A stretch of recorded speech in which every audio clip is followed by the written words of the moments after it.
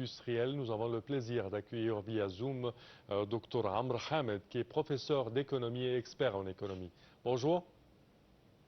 Bonjour. Alors, docteur Amr, premièrement, pourquoi le secteur industriel est-il considéré comme un des piliers vitaux de l'économie égyptienne? Et également, quel est l'impact de l'expansion de ce secteur de l'industrie sur l'augmentation des exportations et la réduction des importations? Le secteur industriel en Égypte, parallèle avec bien sûr le secteur de l'agriculture et aussi les agro-industries, Oui. ils constituent un pilier central.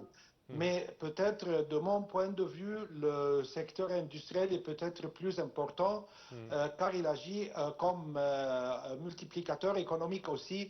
Il transforme les matières premières locales en produits à plus forte valeur ajoutée, bien sûr. Il crée des emplois stables et génère des recettes en devises.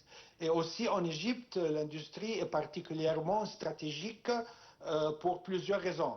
Oui. La première raison, c'est peut-être l'absorption de la main-d'œuvre, Oui. parce qu'avec une population de plus de 110 millions d'habitants, l'Égypte doit créer massivement des emplois qualifiés et semi-qualifiés aussi. Et deuxièmement, la diversification économique par réduire la dépendance relative aux revenus cycliques provenant du tourisme, du canal de Suez, et les transferts des expatriés et aussi les hydrocarbures. Oui. Et troisièmement, les montées en gamme, bien sûr, parce que passer d'une économie davantage tournée vers commerce, importation, vers production et exportation ici. Et dernièrement, il s'agit aussi de mesures très importantes, c'est la sécurité économique nationale. À propos de la seconde partie de votre question, l'impact de l'expansion industrielle sur les exportations et la réduction des importations, bien sûr, l'expansion industrielle améliore directement la balance commerciale par deux canaux. Numéro un, les hausses des exportations. Oui. Je veux dire ici l'augmentation des exportations manufacturières, les produits chimiques, les engrais, les textiles, les matériaux de construction, etc. Et aussi accès à marchés régionaux via accords commerciaux comme le COMESA par exemple, et aussi l'Union européenne avec l'Égypte et aussi les marchés arabes. Oui.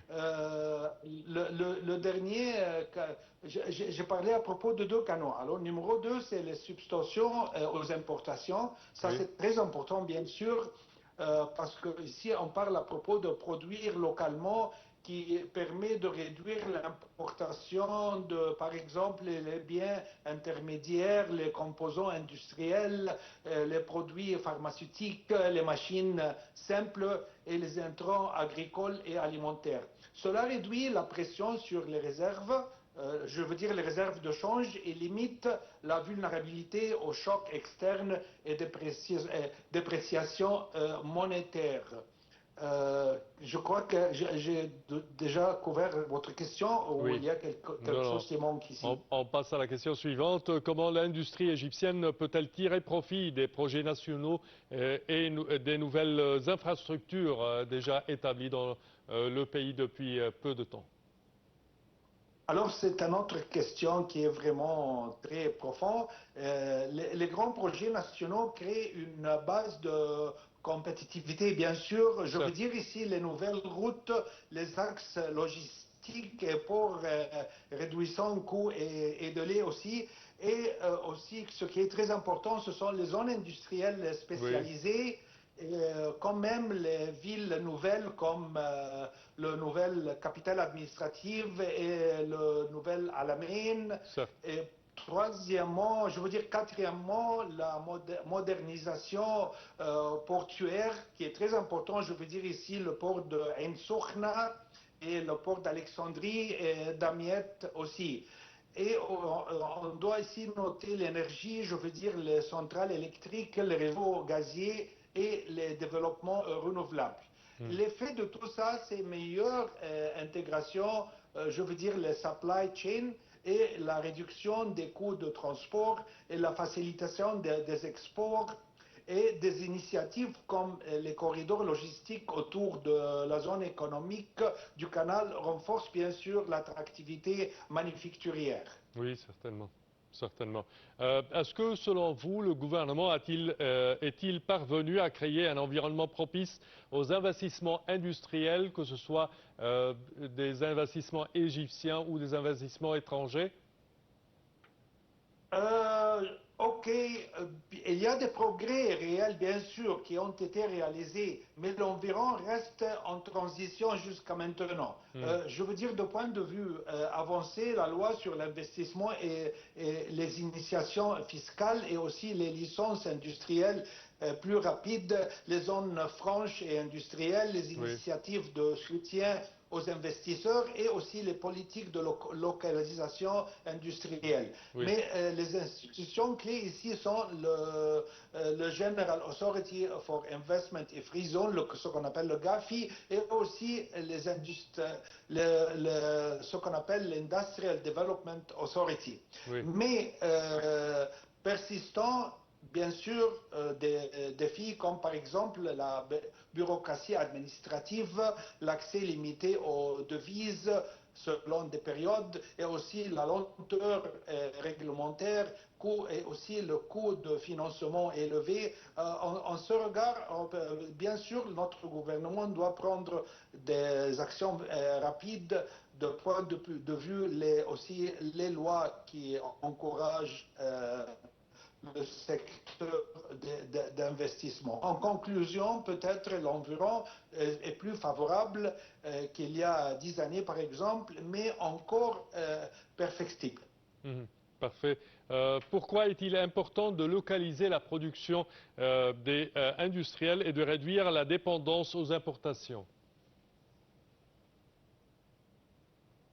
La localisation industrielle est devenue une priorité stratégique, bien sûr, parce qu'il y a des avantages. Alors, si vous voulez, les avantages, ils sont la sécurité d'approvisionnement, la réduction facture-import, et les créations d'emplois, les développements technologiques et aussi la stabilité monétaire via moindre le demande de devises.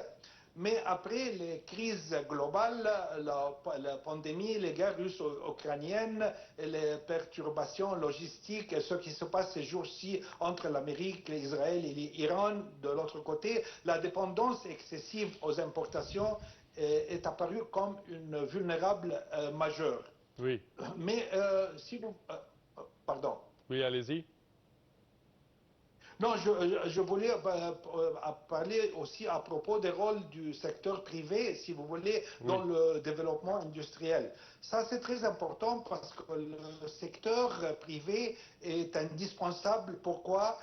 Parce que, premièrement, bien sûr, pour et aussi l'efficacité opérationnelle vis-à-vis les gouvernements, les départements gouvernementaux, et aussi les investissements productifs, la création d'emplois, bien sûr, et les exports.